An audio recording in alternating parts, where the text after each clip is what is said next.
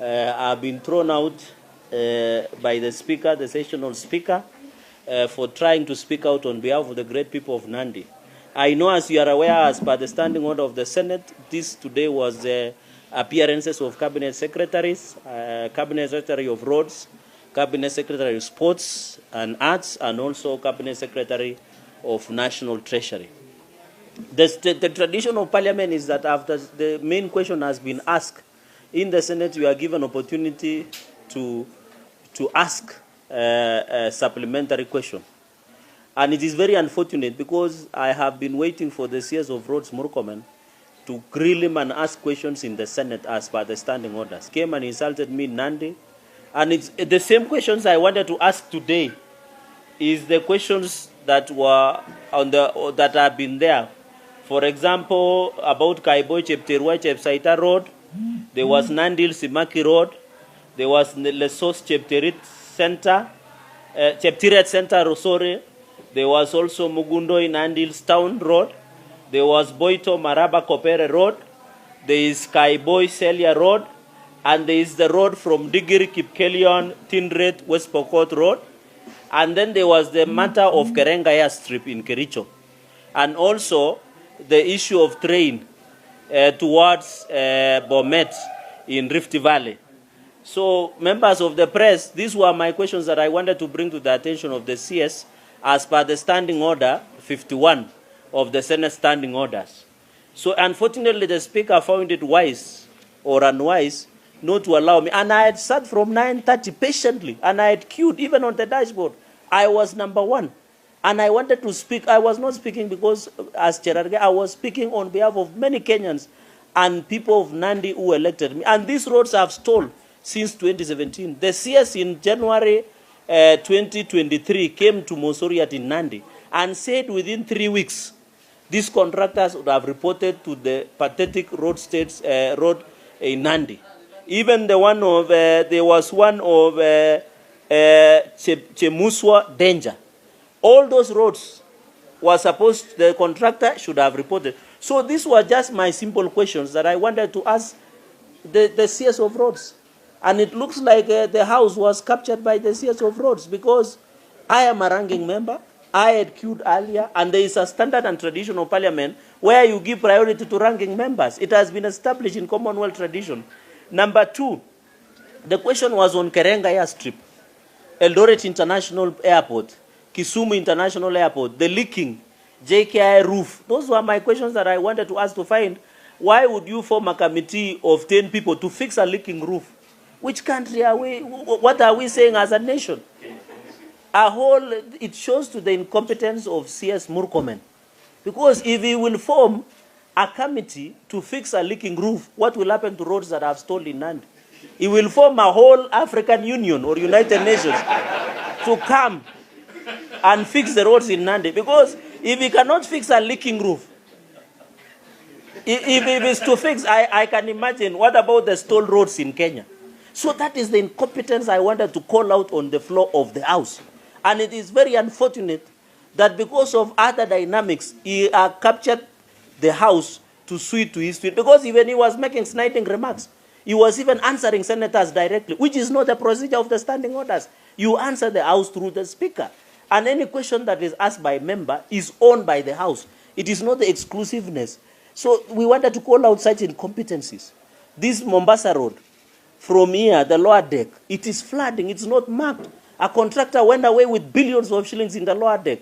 Kenyans are, this city is like a floating city in the biblical era.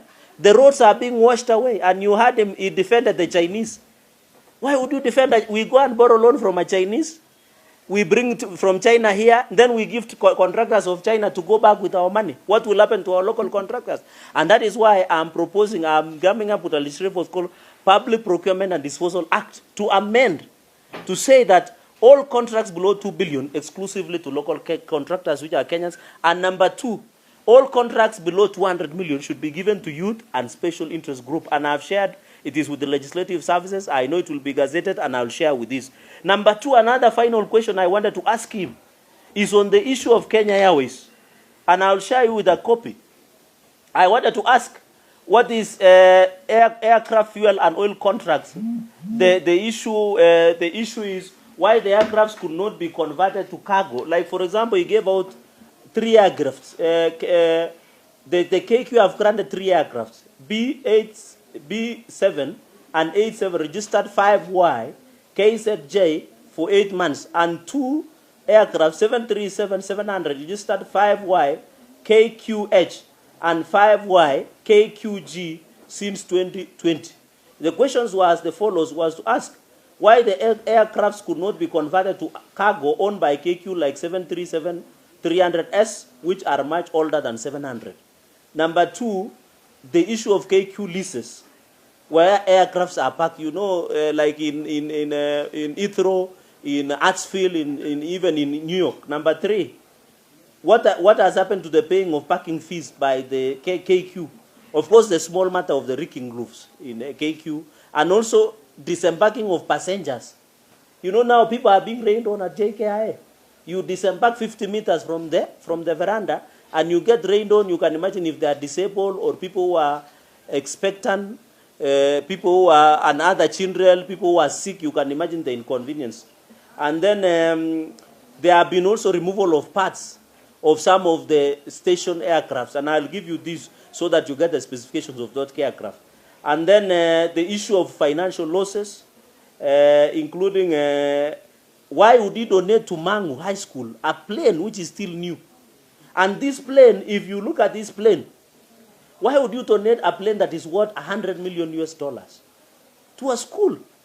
You donate toys. What do you expect a high school child to do with a plane? And this plane is still new. That plane, according to the valuation, is $100 million. And it could have generated around $600,000. I've done my homework very well. That's why they feared me speaking at the floor of the House. Some people could have gone for long call and short call combined. Was the aircraft? Because we wanted to see the value report. These are serious issues. I am not personal. I'm just asking questions that are there. And then what about the book value? So and then the operational capability, the implementation of the Senate report of 2015, McKinsey report of 2015-2016, Deloitte report of 2016, and the famous small matter of Polish 5 consultants of 2019, and then this group, the one called Steer Group of March 2021. We wanted to know how much audit was paid by KQ, what were the recommendations, what are the AI expatriates expected to be there. So these were they were only 3 questions. The roads in Nandi, the issue of Cherargei Strip, and in Eldoret International Airport, the small matter of rigging roofs, and then the JKI, Kisumu. Kisumu does not even have a sewerage, Kisumu International Airport. And you know, Cherargei, by the way, is very interesting, because it's the only airport in Africa and in the world where you get stuck. Have you guys seen a plane which gets stuck? And it is the only plane where you board while wearing a gumboot. Some of us wear a gumboot so that we go to the farm. But Cherargei Strip is the opposite, and you saw what happened. So these were the issues, the 3 questions. I didn't want to be personal, but it seems he has, and I want to say without fear of contradiction, personally, sinunui uoga, because bei ya uoga ilishuka, hata wakinipea free, siwezi nunua. So I know truth will always stand with me. The people like Jean Marie Serone, the people who stood with the right are still remembered because they stood with the people. I want to assure my people of Nandi and the great people of Kenya, we shall continue speaking the truth and doing our oversight work without fear of anybody, including 10% from Chinese. You don't go and eat 10% of Chinese and come and vomit out our legs. We'll call you out when time comes. And I still have many doors here to show when the CS visited. That one is too hot, eh? Can we? He visited, I'm trying to get China Wuyi.